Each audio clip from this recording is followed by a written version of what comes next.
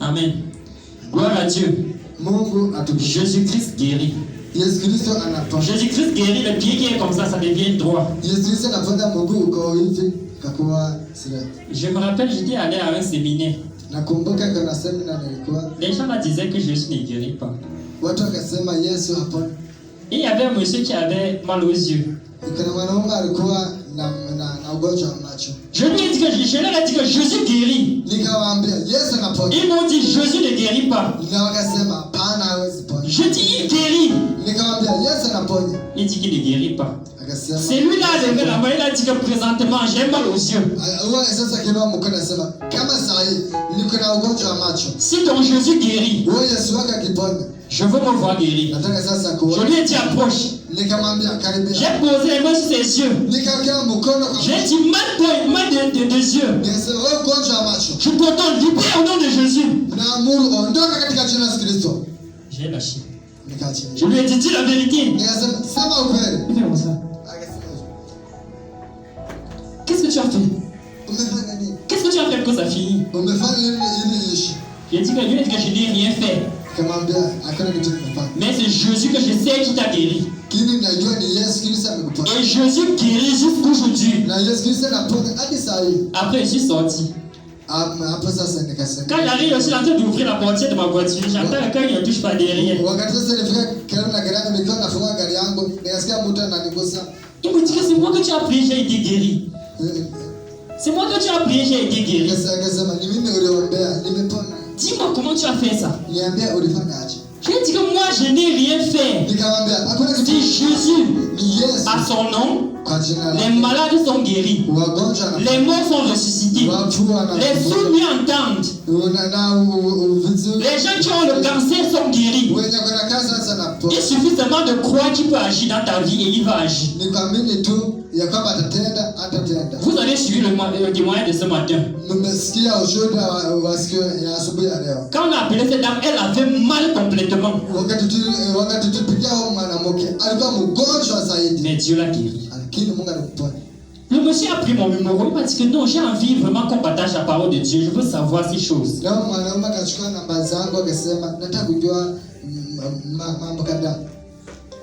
Le Dieu que vous servez est tout puissant et il guérit. Donc vous ne devez pas négliger ces choses. Ce n'est pas le pasteur qui est puissant, non. C'est le nom de Jésus qui agit. C'est ça. Ça délivre les possédés. Ça détache les gens qui ont été liés par les sorciers. Pas des marabouts. Simplement le nom de Jésus. Amen. Amen.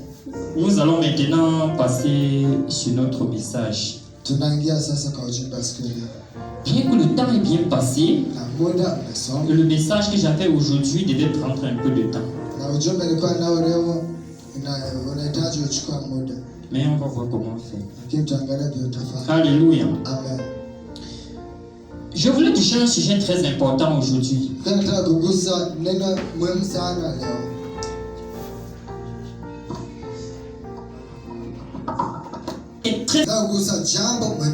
C'est hyper important que chacun ouvre grandement ses oreilles. Je n'ai pas beaucoup de versets bibliques à lire, comme le serviteur Justin venait de dire. Mais on va citer la parole de Dieu quand même. Je voudrais parler des vrais et des faux serviteurs de Dieu.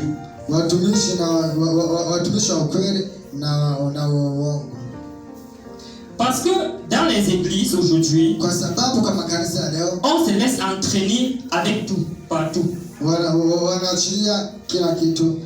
Mais nous devons savoir qui sait Dieu et qui ne le sait pas.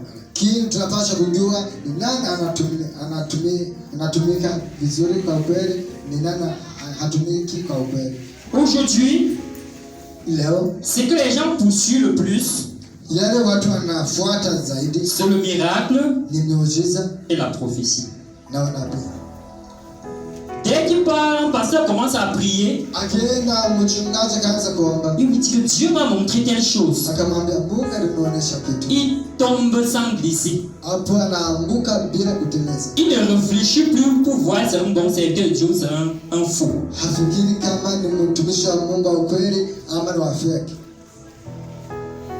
Mais je veux vous dire, la majorité des prophéties même, parfois viennent de Satan. Satan prophétise. Les prophètes de Dieu sont très peu par rapport aux prophètes de Satan.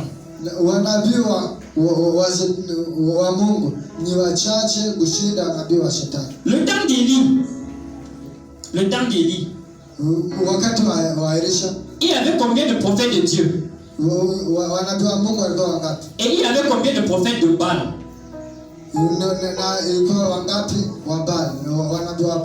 Le prophète de Dieu, c'était un seul, Élie.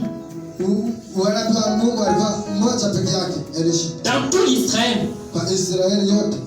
Mais les prophètes de Baal, quand on totalise tout, ils étaient presque 700 et poussières. La foule courait vers ces prophètes. Dans leurs endroits, c'était la foule.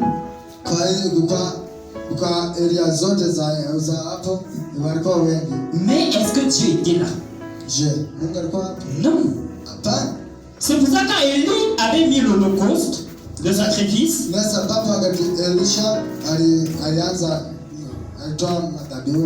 et il a dit que c'est lui qui va convoquer le feu, invoquer Dieu, et son Dieu va répondre par le feu. On saura que son Dieu est Dieu. On a creusé un trou, on a mis l'holocauste. Les prophètes de Baal ont commencé à prier. Ils ont prié, commencé à crier, fait des bruits. Rien. À un moment, Élie a dit que mais peut-être votre Dieu a voyagé.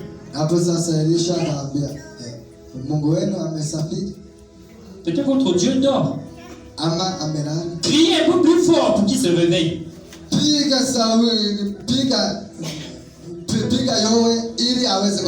Ils ont crié, c'est blessé même les uns les autres.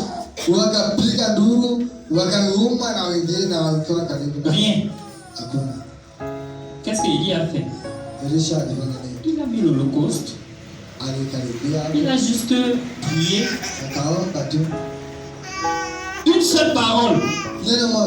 Le feu est descendu du ciel. Et l'holocauste a été consumé. Tous les prophètes de Baal ont été tous égorgés. Tous, on n'a pas laissé un seul. Mais les peuples poursuivaient que les prophètes de Baal. Donc ce que je veux vous donner de comprendre aujourd'hui, quel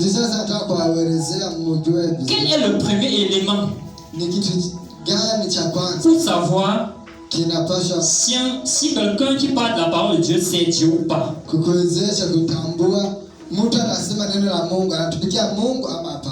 Est-ce qu'il y a quelqu'un ici dans cette salle qui peut me dire le premier élément qui lui donne de comprendre si un serviteur de Dieu, si quelqu'un sait Dieu ou pas? Si un pasteur, parce que tous ceux qu'on appelle pasteurs ne sont pas les serviteurs de Dieu.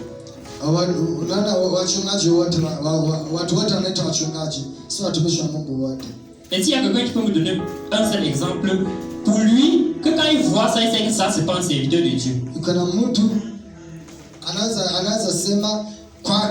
Kwake binafsi akiona mtu anasema neno la Mungu anaweza kutambua wewe si mtumishi wa Mungu, wewe ni mtumishi wa feki. Je veux une personne. Nataka mtu mmoja.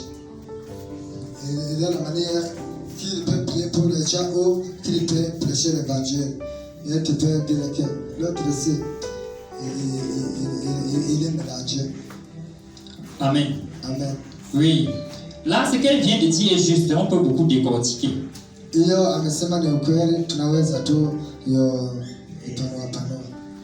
La première des choses, C'est des personnes qui disent ce que eux ils ne font pas.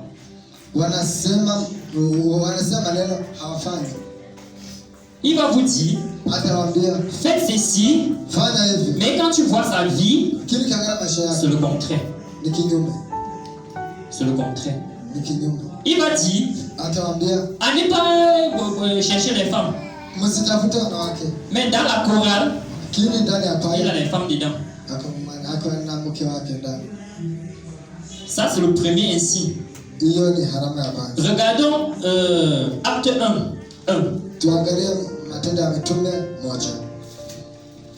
Nous allons comprendre ce qui est écrit là.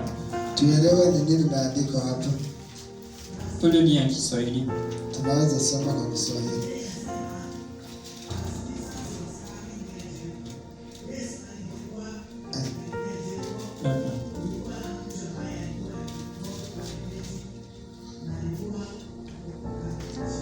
Matendo ya Mitume 1:1.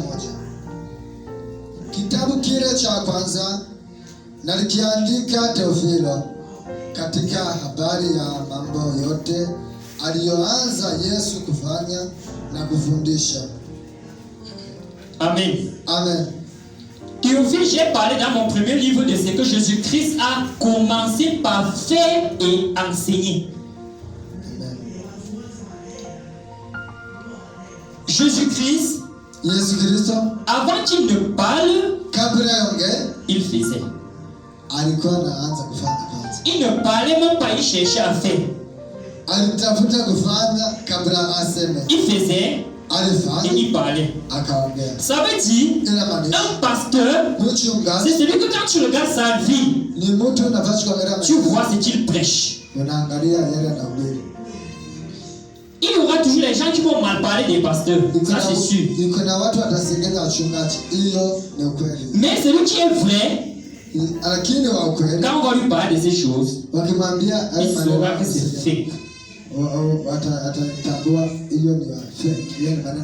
C'est celui qui vit avec le pasteur qui le connaît mieux. Même si un pasteur cache sa vie, il y a toujours un jour que ça va sortir. Ça c'est le premier élément. Il doit faire et puis lancer. Tu vois, quelqu'un qui va t'enseigner contre la colère. Mais quand il se fâche, tu ne peux pas calmer sa colère. Et il va dire qu'il est pasteur. Ça c'est le premier élément. Le deuxième élément, c'est susciter les émotions des gens. Je veux vous dire, faites attention aux pasteurs qui suscitent vos émotions. Il vient au lieu de prêcher la parole tout simplement, il commence à susciter vos émotions. C'est quelqu'un qui me parlait ici d'un pasteur qui est venu au Burundi pour prêcher l'évangile. Il a fait, les gens qui avaient les béquilles ont dit qu'ils étaient guéris.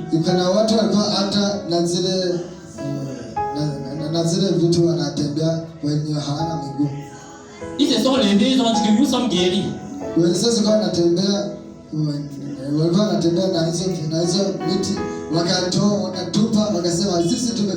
Mais quelques heures après, les jeunes personnes étaient encore à terre. Vous savez ce qui a guéri ces gens? Il n'y a jamais eu de guérison. C'est les émotions. On a suscité les émotions. Parce que les personnes qui suscitent des émotions, parfois je les appelle des voleurs. Pourquoi? Quand tes émotions sont suscitées, tu peux sortir tout l'argent que tu as dans ta poche pour lui donner. C'est après que tu te rends compte que ça n'a pas marché. C'est comme tu disais, il est fake. J'ai entendu un pasteur qui dit que nous avons quelque chose à faire. On veut 2 personnes, tu vas donner 500 000. Peut-être une personne lève la main. Il accepte. L'autre accepte comme ça, il ne connaît pas là où il va trouver. On est quitté de 100 000 jusqu'à 1000. Ça veut dire qu'on fait tout pour que chacun donne quelque chose. Mais il faut voir comment la technique qu'ils ont utilisée pour faire ça. Ce n'est pas une bonne technique. À la fin, mon vieux, on vous dit même que si vous ne le faites pas, vous êtes maudits. Les gens ont peur. Et ils se mettent à donner sans réfléchir. L'autre accepte pour aller prêter et venir donner. Est-ce que pour donner à Dieu, tu as besoin de prêter pour donner? 1 dans 6. Hein? Pour donner à Dieu, on n'a pas besoin d'aller prêter pour donner. Non, on ne prête pas. Dieu te bénit et puis tu bénis son œuvre aussi. Mais on va te dire accepte. Tu ne sais pas d'où ça va venir. Tu dis oui, j'accepte 10 000. Non. Parce qu'on a suscité des émotions. Ces gens de pasteurs, ils ne parlent jamais en étant posés comme je suis là. C'est comme s'ils apprennent les techniques pour sauter. Il va se mettre là à parler au lieu de peut-être parler. Parce que je parle quand tu entends parler, vous pouvez mieux m'écouter.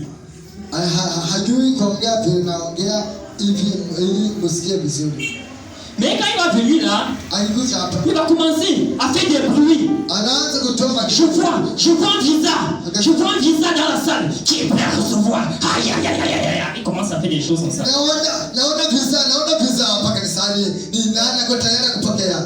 Je vois le mariage. Alléluia. Aïe. Il commence à faire des choses.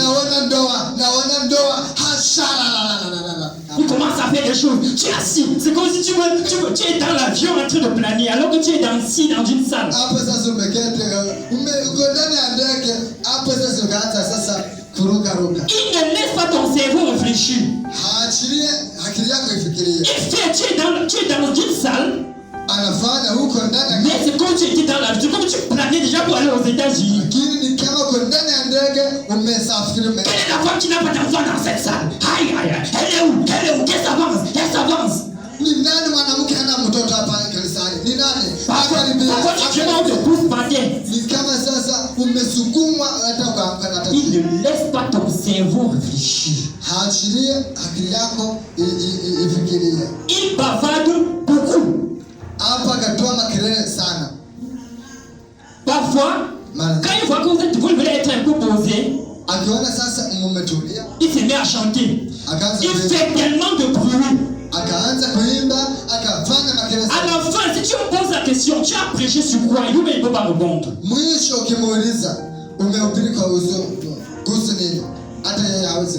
ne peut pas répondre. Mais quand il va vous dire, on a besoin de 100 000. Qui est prêt? Je sens le feu sur ma main. Aïe, je sens le feu. Tu s'approches. Les gens se lèvent, ils viennent sans réfléchir. Je sens le feu. Quelqu'un tu vas recevoir, qui est prêt à recevoir? Tu t'amuses. On te pose la main, tu restes le main. Tu es là pendant 2 ans. Au lieu que ta vie monte, ta vie s'enfonce. Mais chaque jour, on te dit que c'est demain. C'est demain que tu vas recevoir la chose. Quand tu finis par ne pas recevoir, on te dit que parce que tu mets la vie de péché. On te dit chaque jour, si tu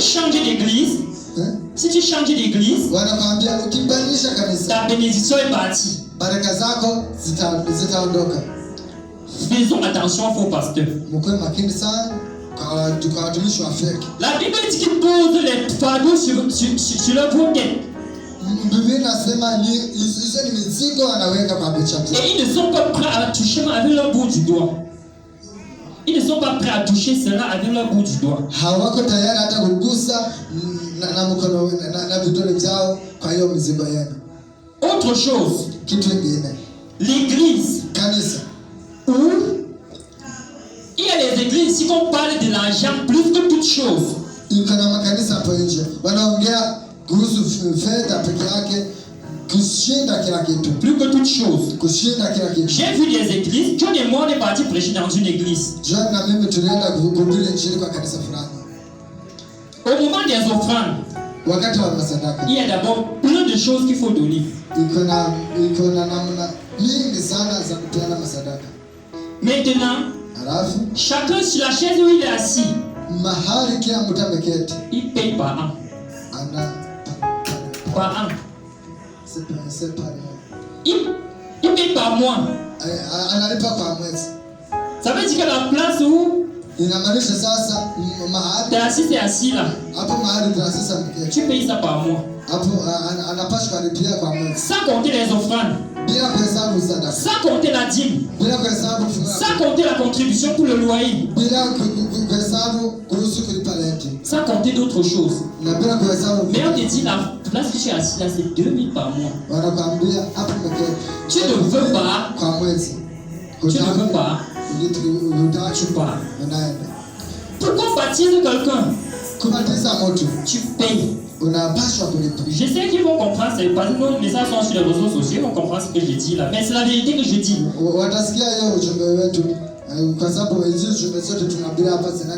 Si tu arrives le premier jour à l'église et qu'on voit que tu donnes beaucoup, directement tu deviens dirigeant. Tu deviens un pourboire de l'église. Ça, cette église, ils peuvent être dans l'heureux. Mais la Bible dit que mon peuple périt faute de connaissance. Ça veut dire que le fait que tu ne connais pas, tu vas comment en enfer avec. Parce que Dieu nous a tout donné pour connaître la vérité.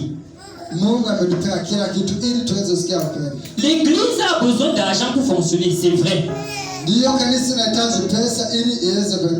Mais ça devient l'agression. L'agression qu'on t'agresse seulement pour prendre l'argent, ce n'est plus normal.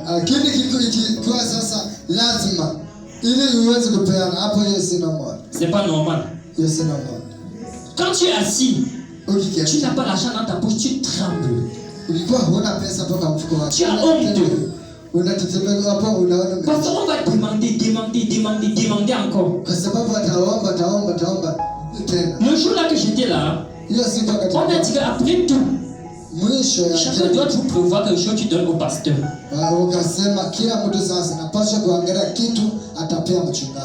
Ça veut dire, Maman José, chaque jour que tu dois finir là, après tout ce que tu as donné pour l'œuvre de Dieu, tu dois aussi me donner quelque chose avant de partir.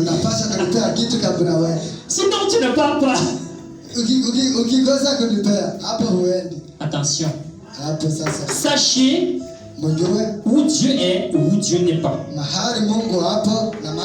Parce que beaucoup des églises aujourd'hui, c'est des endroits qu'on a ouverts pour se faire de l'argent. C'est les boutiques.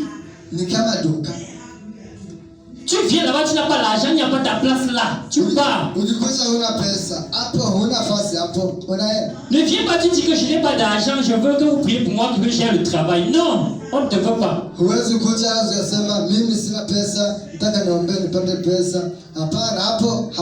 Ça ne va pas marcher. On veut les gens qui ont garé les véhicules. Parce qu'ils vont payer les grosses dîmes. Ils vont payer les grosses offrandes. Attention à ces gens d'église. Si vous voyez un pasteur qui agit comme ça, faites attention.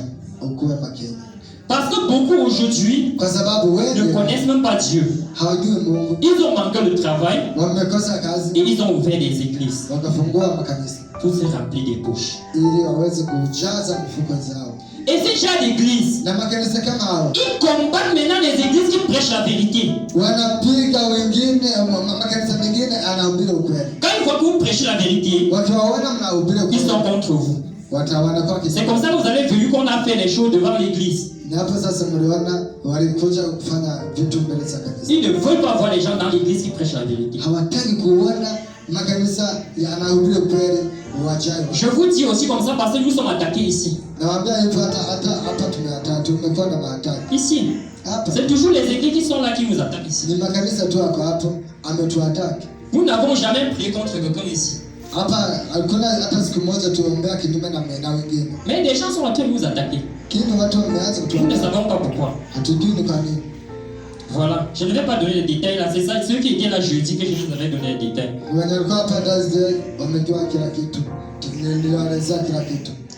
Beaucoup aujourd'hui se disent pasteurs, mais ils prennent même les remèdes chez les marabouts. Quand ils prient pour toi, il va toujours te dire quelque chose. Il y a des gens que j'ai prié pour eux ici, ils ont dit que Dieu ne m'a rien dit, je ne peux pas te dire ce qui n'existe pas. C'est pour ça que je prie pour quelqu'un et me dit qu'est-ce que Dieu a dit, ça me dérange toujours. Ça me dérange toujours parce que je ne peux pas décider que Dieu me parle. Je peux prier, Dieu me parle. Je prie tantôt, il ne dit rien. Parce que c'est Dieu qui est Dieu. C'est moi, c'est pas moi qui décide. Troisième élément. Vous allez voir ces genres de pasteurs. Dans une autre catégorie, ils prêchent tout sans toucher la vie qui conduit au ciel. J'ai été tellement content du message de ce matin. Ceux qui ont écouté ce message, vous êtes bénis. Et après ça, je vous ai parlé de ce que, après quand on a donné, je vous ai parlé de ce que Dieu m'a montré. Ça va dans le même sens du message. Parce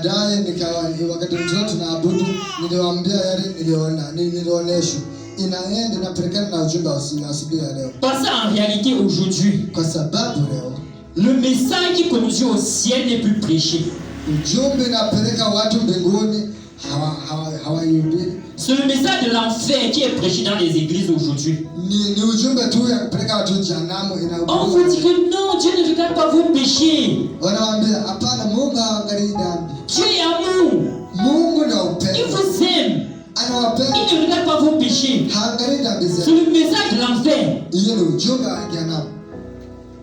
Ce genre de message ne conduit pas au ciel. Dieu a fait de vous des dieux. Il a fait de vous des dieux. Vous êtes des dieux. Lorsque tu as été pardonné de tes péchés, Dieu ne regarde plus tes péchés que tu mets maintenant parce qu'il t'a déjà pardonné.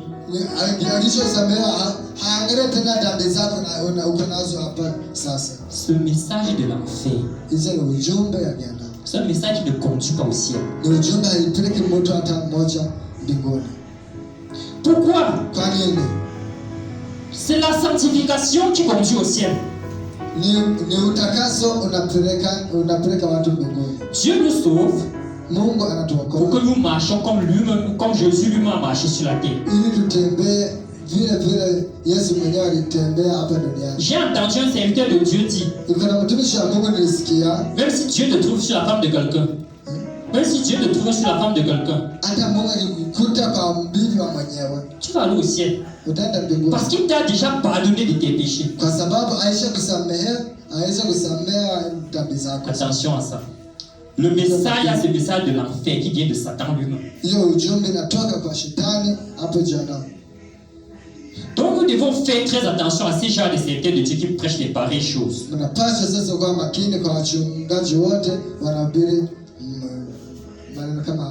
Le serviteur de Dieu, que chaque jour il prie pour toi, il ne t'a jamais dit le péché que tu mènes. Que tu es dedans. Mais il te dit toujours, je te vois dans l'avion. Il te parle toujours du bien qui va t'arriver sans parler de la mauvaise vie que tu mènes.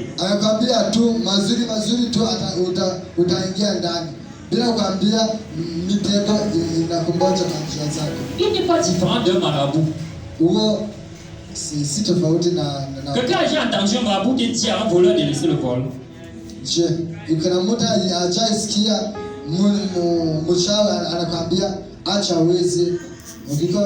Non, si tu voles bien jusqu'à tu viens donner sa part, il n'y a pas de problème. Il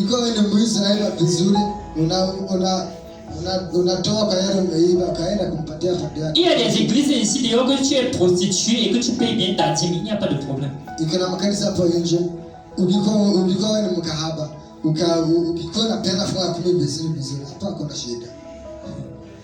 Ça, c'est des églises de Satan. C'est des églises d'illumination. Faites attention. Pour ceux que j'ai souvent eu l'habitude de prier pour eux, la majorité des personnes ne passent pas la repentance. Parfois, je veux prier pour toi. Dieu montre ton péché, que repends-toi d'abord de ce péché. Donc il y a les éléments que vous êtes dans une église, vous voyez ces éléments. Sortez de là. Jésus-Christ n'y est pas. L'église, on ne te parle jamais du péché. On ne parle jamais du péché dans cette église. Faites attention. Ça ne conduit pas au ciel. C'est ça. La quatrième des choses qui est aussi très importante.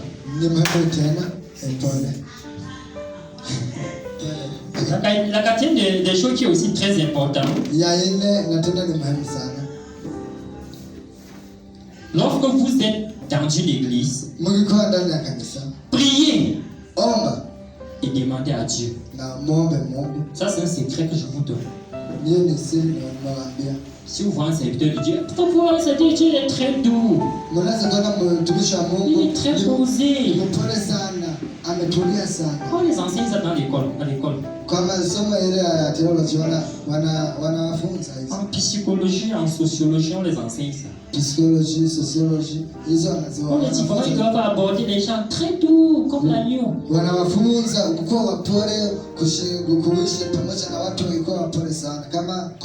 C'est pour ça que ça ne me dit rien. Sois même l'agneau. Ça ne va pas m'empêcher de prier pour dire Seigneur, qui est celui-ci?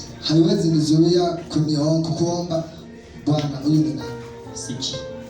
Vous là, allez prier. Demandez à Dieu qui je suis. Il vous aime, il va vous révéler. Quand vous entrez dans une église, demandez toujours au Seigneur qui est ce pasteur. Dieu va te montrer qui est ton pasteur. J'avais prié pour un pasteur. Dieu m'a montré, il était placé devant. Mais le démon qui était placé derrière lui était le triple de sa taille. Quand il fait comme ça, le pasteur là, vous tous vous tombez. Et dit, in the mighty name of Jesus. In the name of Jesus. Tout le monde est à terre. Tu vois, tu es vraiment placé comme ça.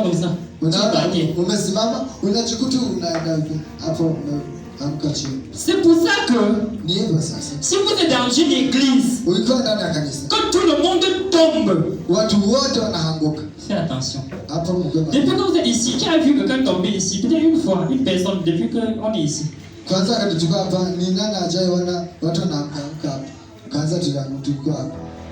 Mais Dieu n'opère pas les miracles. Mungu hafanyi miujiza. Il opère les miracles chaque jour. Anafanya miujiza kila siku. Pourquoi ça ne se passe pas? Kwa nini sasa? Parce que dès le début, j'ai enseigné aux gens. Kwa sababu kuanzia wakati wa mwanzo que tomber. Parfois, il montre que celui-ci ne connaît pas encore Dieu. Tous ceux que Jésus-Christ a fait tomber étaient des païens. C'est pour ça qu'il est dit après, soit il ne pêche plus. Les chrétiens ne tombent pas. 1:6. Les chrétiens ne tombent pas. Les païens, parce que les démons peuvent vivre en eux, peuvent tomber. Donc si vous êtes dans une église où les gens tombent comme les sacs de macabo chaque jour,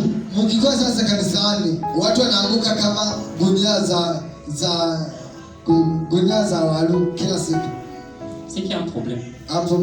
Soit il y a une puissance diabolique qui fait tomber les gens, soit il y a la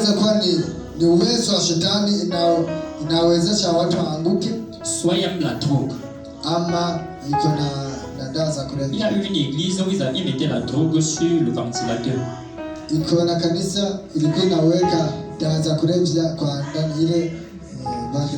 Au moment que le pasteur veut faire des miracles, on allume le ventilateur. Tout le monde fait c'est bon. Chacun tombe sa main. Vous avez dit, le pasteur opère les miracles jusqu'à... Quand tu vas te lever, on va te demander qu'est-ce qui s'est passé. J'ai senti seulement comme mes yeux tournaient comme ça. Et le Saint-Esprit m'a touché. Quel Saint-Esprit? La drogue qui t'a fait tomber, c'est pas le Saint-Esprit.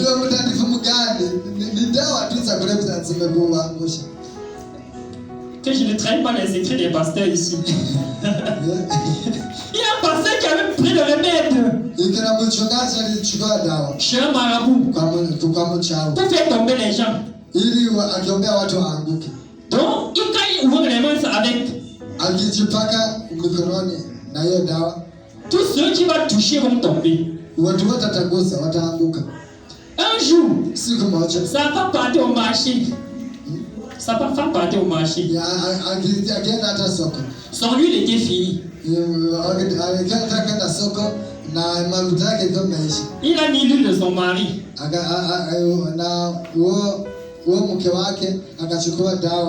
La première femme qu'il a saluée. Quand il arrive au marché, il dit Sikapi. La femme fait comme ça.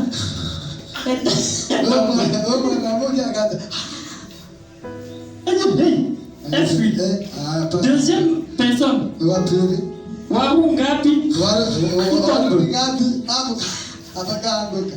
fait tomber au moins 5 personnes au marché. C'est là où on a dit que c'est pas normal. La femme c'est un suspect. On l'a pris, on l'a amené à la police station. C'est quand on l'a interrogé, elle ne connaissait pas ce qui s'est passé. Et même les policiers ne fallait pas s'approcher. Vas-y, fais ça toi aussi, le policier, tu tombes. Donc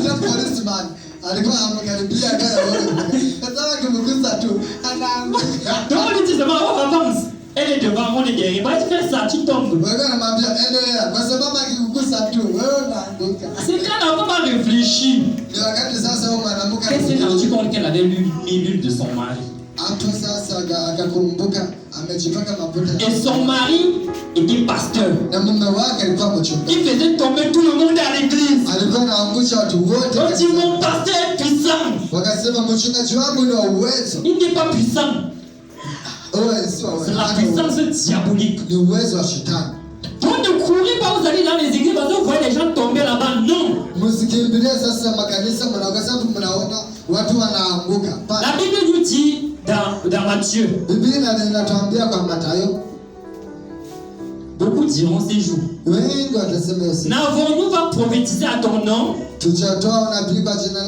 N'avons-nous pas fait les miracles à ton nom? Et je les dirai, éloignez-vous de moi, vous qui commettez l'iniquité, je ne vous ai jamais connu.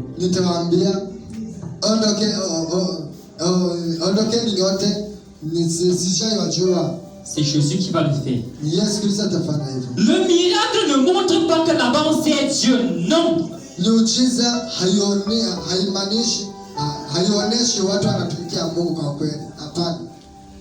C'est pas parce que tu es parti quelque part et tu as fait quelque chose s'est passé dans ta vie qui veut dire que Dieu c'est Dieu là-bas. Attention.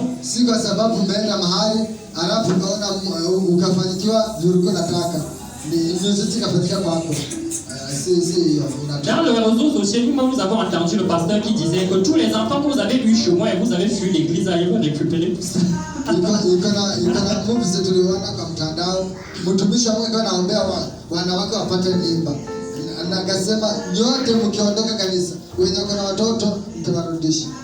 L'argent que vous avez eu chez moi là, vous avez fui l'église, je veux récupérer tout ça.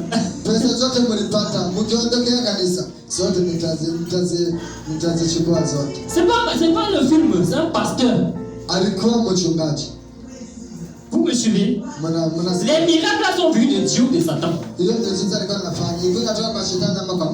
Faites attention. Ne poursuivez pas le miracle. Poursuivez la vérité qui est prêchée. Si quelqu'un te dit abandonne ton péché et Jésus-Christ t'accueillera, et que c'est son message de chaque temps, ça c'est un pasteur qu'il faut écouter. Les gens là disent, n'attristez pas les gens. Quand on parle trop du péché, les gens fuient l'église.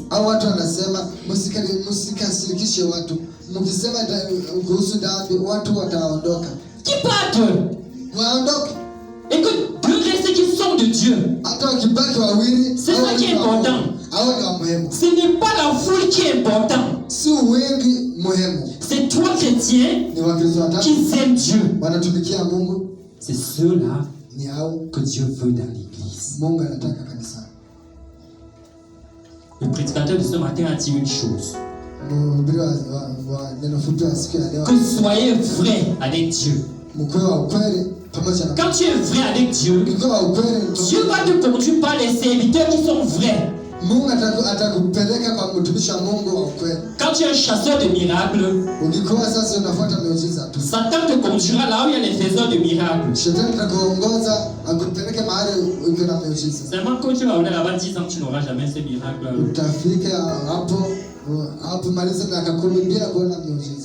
Donc que le Seigneur Jésus-Christ vous aide à reconnaître qui sont de lui et qui ne sont pas de lui.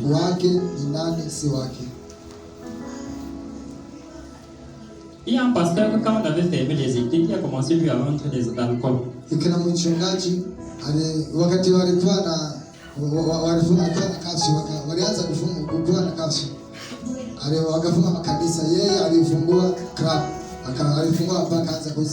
Quand on lui a demandé, il a dit mais on a fermé les églises, nous on va encore travailler quoi.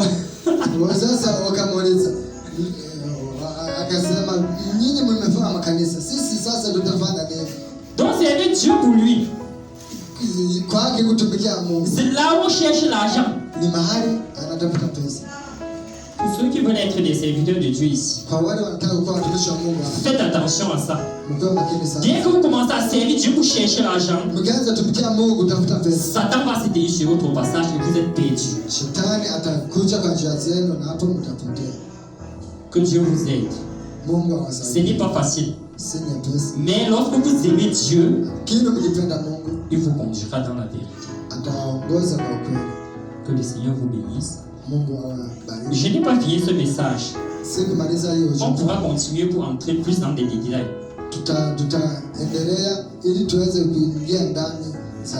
Je peux vous parler comme ça. Après 5 mois, 1 an. Vous voyez, je commence aussi à faire les choses que je dis en train de dire que les autres ne doivent pas faire. Faites attention. Approchez-moi. Demandez-moi ce qui se passe. Et si on commence à trouver les faux versets bibliques pour soutenir,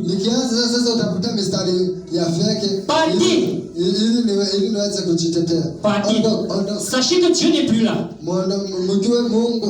Parce que beaucoup commencent bien, ils finissent très mal.